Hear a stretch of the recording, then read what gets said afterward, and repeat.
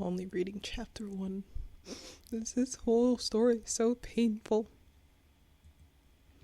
Forbiden Fruit, The Temptation of Edward Cullen. Chapter 1, Altantiana. A.N. Hey guys, this is the new improved version of my story. Hope it's better this time. BTW, I am young and have dyslexia. I find spelling hard, but it's meant to be informal, okay? No criticism, please. Tis story goes out to my BFs at Kisses and my best friend, Tiffy. Love you, girl. Edward is our godded. We want to sex him good. Love and blood, Becky Mac. XXXXXXX. Update, I have a proofreader and have cleaned up the spelling and grammar on this chapter a hell of a lot, as you will see. Thank you, Vicky. I will be improving the next chapter soon. Jesus Christ. Chapter 1, Altantiana. Hi, my name's Atlantiana Rebecca Loren, but everyone calls me Tiana or just plain Tia. I'm a 16-year-old girl and I live in Forks, Washington. My hair is long and pale like spun gold and skims to my waist like a whale, like a pale... God, fuck. My hair is long and pale and spun...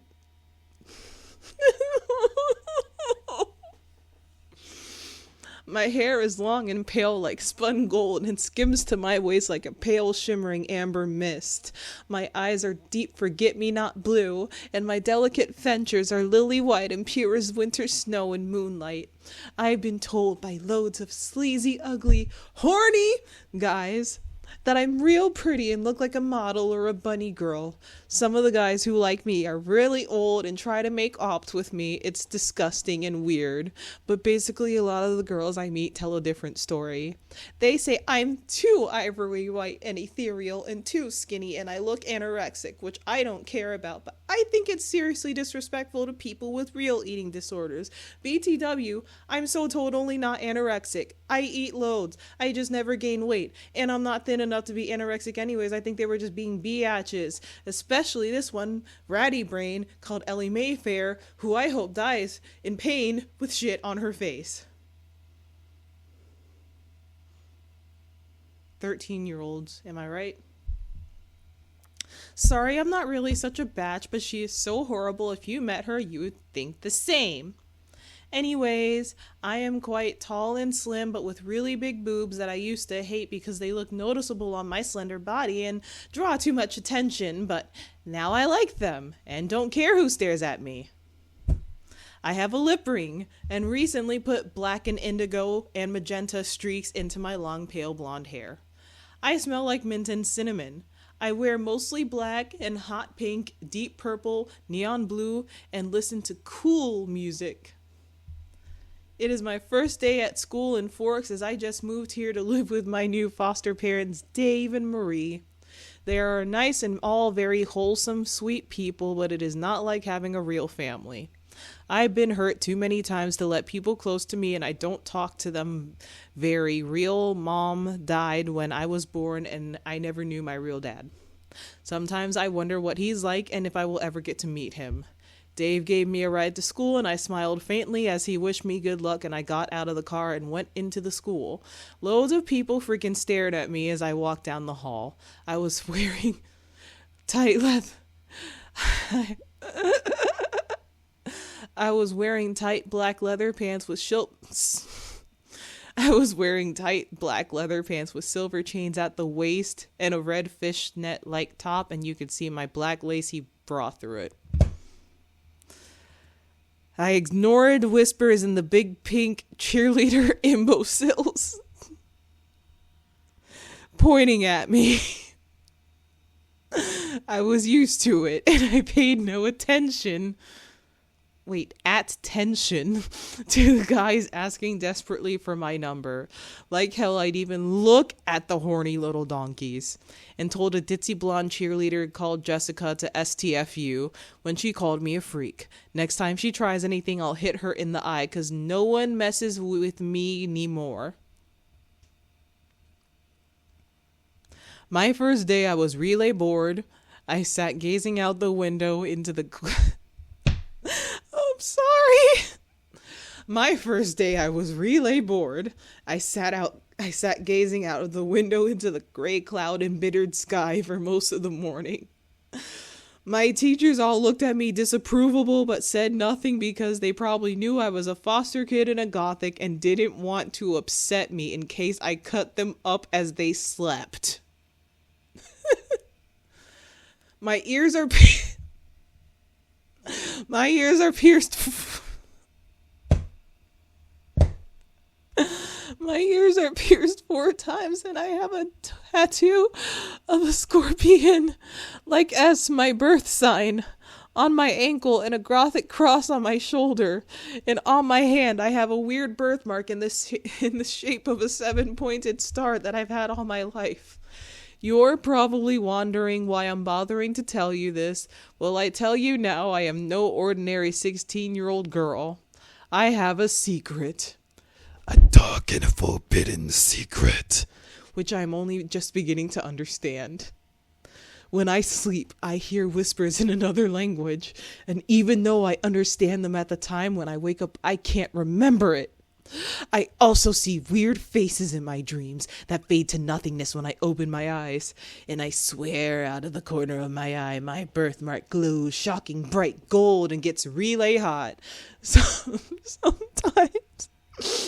But when I look properly, it is back to normal boarding scar color. I am really graceful like the running antelopes. When I run very fast and am stronger and faster than most people. I used to just think I was relay athletic, but now I'm not so sure. I think there might be something else at work. Something more. Something so much more mysterious and ire. The truth hovers so softly on the brink of my memory. Sometimes, but if only I could remember the weird things that clung to the edge of my mind as I slept. At lunch, I sat alone in the corner and scared the cafeteria quietly, with my eyes smoldering dark blue beneath. Wait, what? Fuck. Goddamn run-on sentences. At lunch, I sat alone in the corner and scanned the cafeteria quietly, with my eyes smoldering dark blue beneath my long black lashes and my slim thighs curled underneath me. It was the end. I noticed an unbelievably jaw-droopingly hot, spelled H-A-W-T, dude with tusseted blondie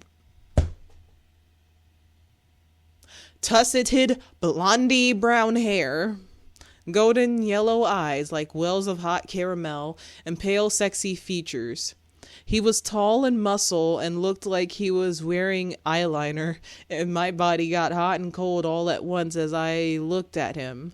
I never felt this way about anyone before. And I totally never felt this weird feeling that I'd met somebody before, but I had no idea where and knew it was impassable because I'd freaking remember someone that hot. A girl sat next to him with long brown hair with her arms dripped over him like a freaking fresh... Oh my God. A girl sat next to him with long brown hair with her arms dripped over him like a freaking fresh flesh-eating plant. So I thought, well, whatever, he's taken. She wasn't nearly as hot as he was. She wasn't ugly, though. I figured I was maybe prettier than her. I never really saw myself as beautiful, but I'd guess from thinks other has... She doesn't know. Okay. She wasn't nearly as hot as he was. She wasn't ugly, though. I figured I was maybe prettier than her. I never saw myself as beautiful, but I guess from thinks others had said. Plus, this girl wasn't great looking, but anyways, I'd never try to pilch with another girl's beer, because that's just low. So I got up to leave the hall thinking I'd go and smoke some bald drugs and... So I got up to leave the hall thinking I'd go and smoke some bald drugs What the fuck does that even mean? So I got up to leave the hall, thinking I'd go and smoke some bald drugs in the locker room while no one was there. As I walked over to heat exit, I couldn't help but notice the hot, pale guy's musky eyes as they met mine. I locked away hurriedly. I smoked dope in the locker room for a bit and then wandered to my next class. I bumped into someone in the corridor and my box fell everywhere. Frick! Frick! Frick! WTF! Watch where you're friggin' going, you asshole! I have anger problems. I'm so sorry, he said in... No! I'm so sorry, he said in a voice like wet heaven. Please forgive me, my lady. It was the hot, pale guy. This was written, like, I don't know, back in 2008-ish, probably. God, this is...